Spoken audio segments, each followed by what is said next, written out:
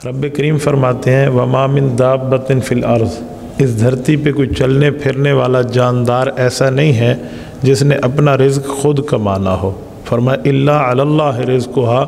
اس کا رزق، اس کے کھانے پینے، اس کے تقدیر، اس کے معاملات، یہ اس کے رب کے حوالے ہیں۔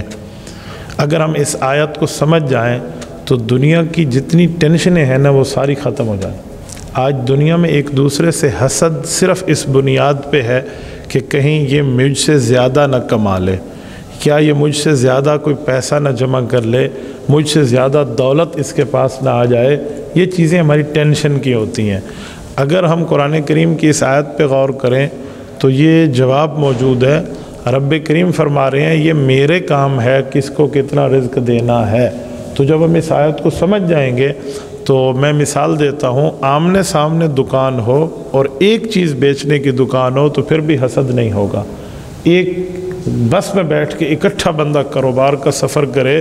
اگر اس آیت کو سمجھ جائے تو پھر بندے کے لیے ٹینشن ختم ہو جائے گی، کسی قسم کی کوئی پریشانی نہیں ہے۔ جب رزق کا وعدہ اللہ نے کیا ہے تو پھر ایسا نہیں ہو سکتا کہ میرا رزق کوئی اور کھینچ کے لے جائے۔ میں اس کی مثال دیتا ہوں، دیکھیں آپ کا اور ہمارا انگوٹھا ہے، یہ انگوٹھا دنیا میں آج کل اتنی جدت آ گئی ہے کہ جو انگوٹھا لگائیں اس میں سب کچھ موجود ہے۔ آپ کے اور میری سم بھی اسی میں ہے، آپ کا اور میرا بینک اکاؤنٹ بھی اسی میں ہے، آپ کا اور میرا نادرا کا ڈیٹا بھی اسی میں ہے، پورا بایو ڈیٹا اس سے نکل کے آ جائے گا۔ آج کل ویزاز بھی اسی میں ہیں، باقی چیزیں بھی اسی میں ہیں۔ تو ایک تھمب کے اندر جب میرے اس انگوٹھے پر جو نشانات ہیں یہ دوسرے بندے کے ساتھ مکس نہیں ہوتے، ہر بندے کو اللہ نے نشان انگوٹھے کا اپنا دیا ہے، بلکہ دو انگوٹھے دیے ہیں، ایک کا دوسرے کے ساتھ میچ نہیں ہوتا نشان، تو پھر میرا رزق دوسرے بندے کے ساتھ میچ ہو کے وہ کیسے کھا جائے گا؟ میری تقدیر دوسرا بندہ کیسے کھا جائے گا؟ میری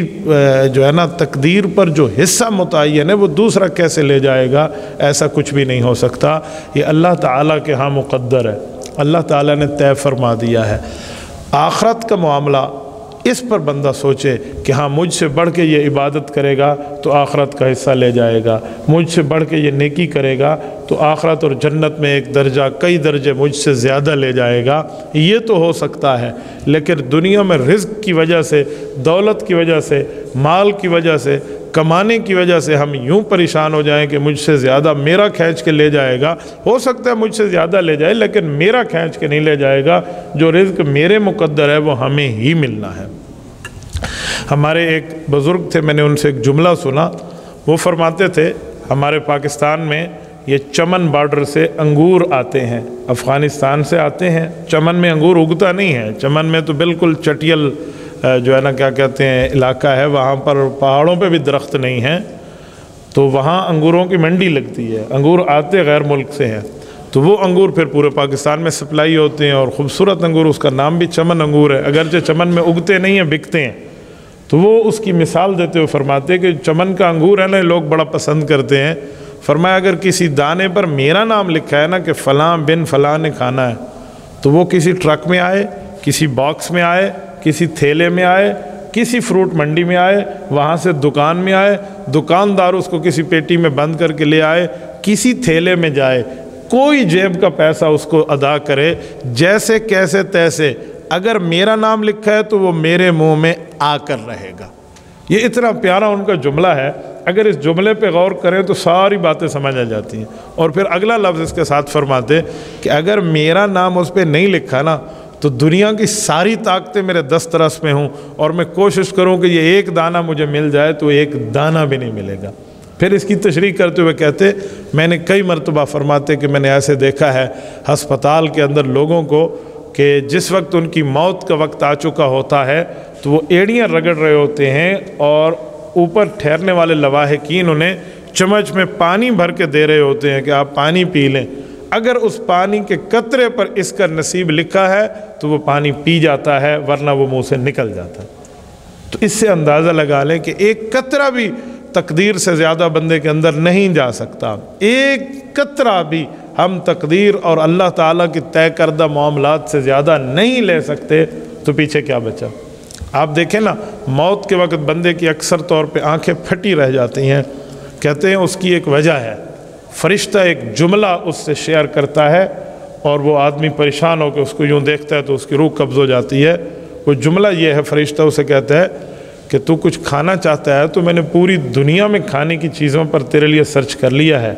اللہ تعالیٰ نے جتنا تیرا کھانا لکھا تھا وہ پورا ہو چکا ہے، باقی کسی کھانے پر تیرا نام لکھا ہوا مجھے نظر نہیں آ رہا۔